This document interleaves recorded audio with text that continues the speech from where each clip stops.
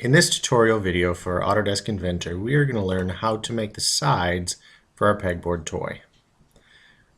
The one thing we need to keep in mind is that when we make these ends, this is the shape that we're looking for. We're going to have an end piece that has a notch cut out of the middle that's measured 0.375 inches, and this will fit around the edge of our pegboard. Okay? Let's see if we can begin. We have our assembly open with the round peg and the square peg and our pegboard. We're going to create. We're going to make these ends right in the assembly mode. We don't have to go to new parts or anything else. I'm going to click the button that says create or create component and type in ends for pegboard.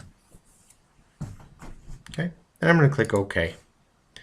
Doesn't look like anything happened because we haven't really drawn them yet. So we have 3 clicks we need to make to get started. We click on this long edge of our pegboard. We notice that it goes transparent, and now we're going to sketch on that end of our pegboard. So like most other things, we're going to go to the upper left hand corner, find the button that says 2D sketch, and we're going to create a 2D sketch. I click on that button. Now I have to go back and click exactly on the same side that I clicked on just a minute ago. And it's this long edge to my pegboard. So when I click on that, my shape zooms around, and I have this odd yellow banded work plane that's on top of my pegboard. My preference is to get rid of that so I can see exactly where I'm working. So I'm going to move my mouse over here to the browser window, and I notice right above sketch it says work plane. I'm going to right click on that word work plane and go down till I can find the button that says visibility. I notice that it's checked. I don't want that checked. So I click it. The work plane goes away, and now I'm going to draw using the edge of my pegboard kind of as a guide, and I make my lines.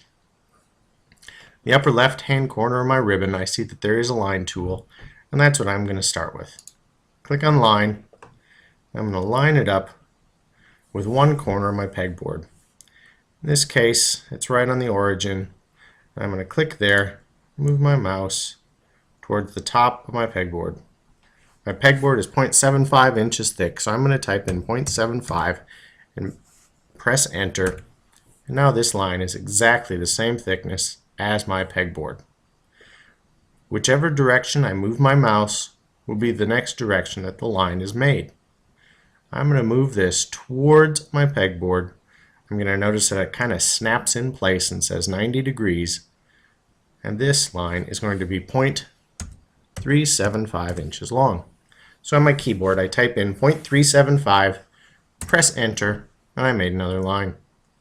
I'm now going to take my mouse and direct my line so that it goes up again, away from the surface of my pegboard.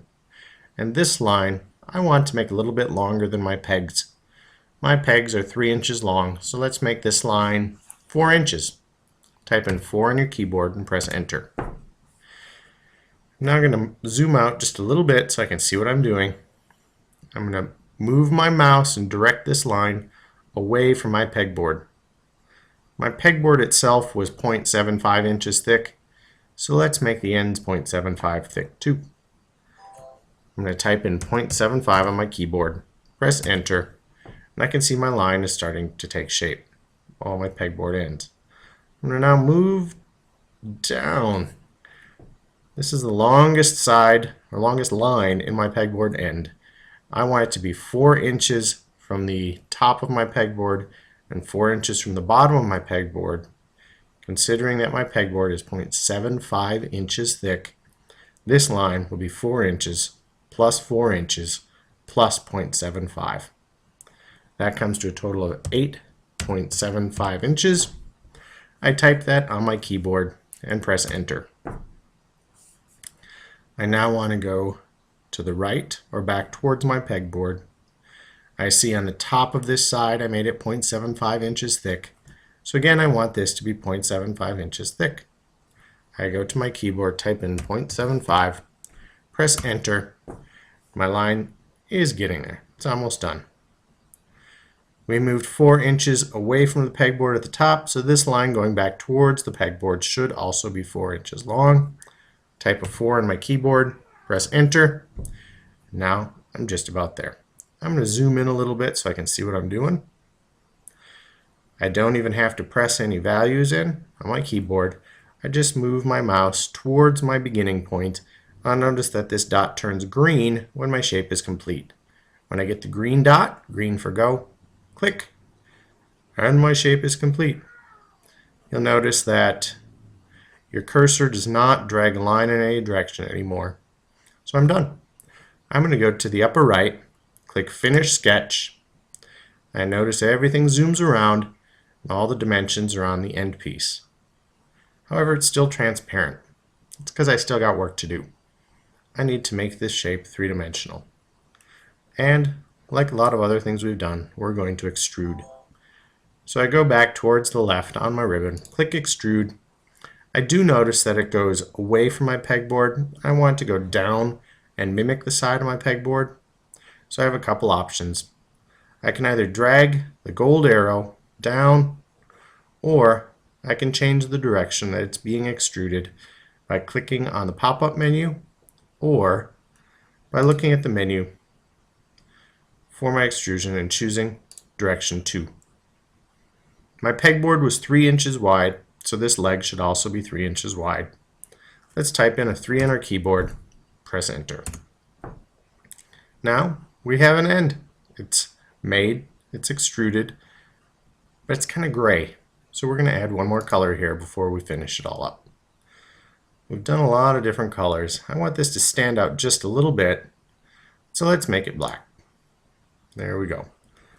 Now to get things back to where I started, in the upper right hand corner I'll find that it doesn't say Finish Sketch anymore, but actually Return. This helps us return back to an assembly mode. Okay. I can look at my pegboard. The pegs are still there. I can see the notch in the pegboard end. I've actually cut it out to fit perfectly around my pegboard. Okay.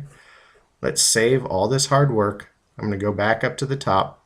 I can find the little button that says Save, or I can go to the letter I and use the Save command. At this point you'll notice something different. Since we didn't initially create the new part, but we made it in the assembly mode, this asks if we really want to save that end piece with all the other pieces. Please click Yes to all, and then OK. Okay. We do not have to make the other end in the same way. As long as we have one end to our pegboard made, we can bring it into the assembly and just attach it on the other side. So I'm going to go in the upper left, click on Place, and find my ends. I entitled this Ends for Pegboard, and there it is. Click that, click Open. I'm going to place this in my assembly just like any other part. I'm going to left click, then right click, and say OK. I'm going to change my viewpoint so that I can see exactly what I have. There's my new end. This odd band here is a work plane, and I'm going to get rid of that just for a cleaner look. In my browser, the end that I just put in is highlighted. It's called Ends for Pegboard 2. If I click on the plus sign, I notice that work plane is the last thing I see. When I move my mouse over the work plane, it actually is highlighted on my screen. If I right click, I'm going to go down, find the word Visibility, and uncheck that. Now that work plane has disappeared and it looks beautiful. Let's connect this onto the end of our work plane. If you remember what we can do to connect pieces together, up on the toolbar I'm going to find the word Constrain and click it. I'm going to use a couple of different kind of constraints here. The first one, I'm just going to mate the notch in the end to the far end of the pegboard. When I do that, I'm going to click Mate, find the arrow that fits in that notched component of my end. I click, see that there's a red arrow there and that part is highlighted. And now I have to spin the entire piece around so that I could see the open end of my pegboard. I can do that by clicking on the work cube at the top until I can see the opposite side of the pegboard. At this point I do. So I wait to make sure that I have an arrow showing the whole side of that end. And I click. Cowbell again tells me something happened. I'm going to click apply. I'm going to cancel for right now so that I can zoom out, maybe spin it around and see exactly what happened. Still, it isn't quite how I want it, so I have to constrain a little bit more. I go back to constrain. In this case, I'm going to use a different constraint command. It's called flush. This helps me match the edges up where I want them. So I'm going to click flush, click the long edge of my pegboard, and then click a long edge of my end. Cowbell, good sign, something happened. If I like it, I hit apply. If I don't, I can hit cancel and try it again. But in this case, I think I'm getting closer to how I want it, so I'm going to click apply. The last thing I have to do is try to make sure that this notch is actually connected to the part on the pegboard that I want. So I'm going to mate these two pieces together. Click mate. I am going to zoom in so that I could see this little inside ledge on the end. I'm going to click that. I notice that it gets highlighted and there's a red arrow to show that that's something I want to connect together. And now I want that to be on the top side of my pegboard. So again, I go over here to this little navigation cube. I'm going to click and drag it to spin around or pivot my whole pegboard till I can see this top side of my pegboard. I'm going to click. The wonderful sound of the cowbell tells me something happened. I'm going to apply. Now I'm going to get out of this constraint window and take a look exactly at what my pegboard looks like. I have a round peg that moves, a square peg that moves. End pieces. There we go. This end would still have to be constrained in the same way that I just did for the other end. If you go through those steps, you will be done with your pegboard, round peg, square peg, and two ends.